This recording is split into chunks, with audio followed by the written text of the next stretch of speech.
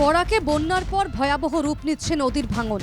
এই দৃশ্য কাছাড় জেলার লক্ষ্মীপুর বিধানসভা আসনের গোবিন্দপুরের। বরাক নদীর ভাঙনে নদীগর্ভে তলিয়ে যাচ্ছে পূর্ব গোবিন্দপুর এমই স্কুল।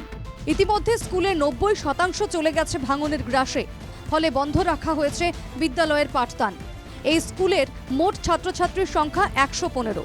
গত 5-6 বছর ধরে নদীর গ্রাস করছিল স্কুলটিকে, ফলে স্থানীয় জনগণ স্কুলটিকে অন্যত্র স্থানান্তরের দাবি জানিয়েছিলেন, কিন্তু বিভাগীয় গাফিলতিতে এখনও স্কুল স্থানান্তর সম্ভব হয়নি। বর্তমানে নদীর ভাঙন ভয়াবহ রূপ নিচ্ছে, তাই বাধ্য হয়ে অস্থায়ী শেড তৈরি করে স্কুল অন্যত্র স্থানান্তরের উদ্যোগ নিয়েছেন খোদ প্রধান শিক্ষক। আমার পদক্ষেপ হয়েছে যে বর্তমানে আমার এখানে 115 জন বাচ্চা আছে, ক্লাস 1 থেকে 8 পর্যন্ত। তো এই বাচ্চাগুলোর প্রথমে সেফটির দরকার আমার, তো এবং ক্লাসও চলতো, এটাও আমরা দেখা দরকার।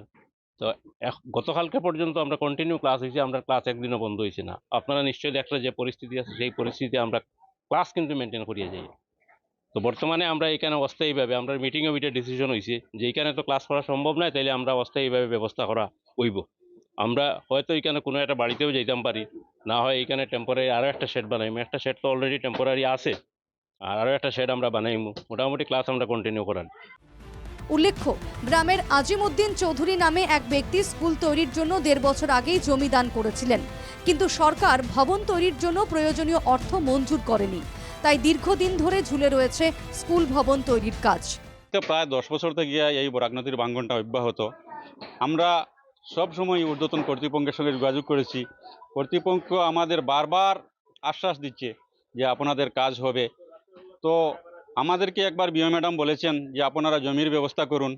আমার গ্রামের এক ভাই, আমার এই স্কুলেরই প্রেসিডেন্ট, উনি এই স্কুলের জন্য 12 কাঠা জমি প্রদান করেছেন। জমির সমস্ত নথিপত্র আমরা ডিপার্টমেন্টকে জমা দিয়েছি। আজ থেকে 6-7 মাস পূর্বে এইখানের 2টি ভবন, একটি বয়েজ টয়লেট যখন চলে যায়, তখন আমরা ডিপার্টমেন্টের সঙ্গে যোগাযোগ করেছি। বিভাগীয় কর্তৃপক্ষ আমাদেরকে আশ্বাস দিয়েছেন 2-1 মাসের মধ্যে আপনাদের কাজ হবে, কিন্তু আজ পর্যন্ত আমাদের কোনো কাজ হয় নাই।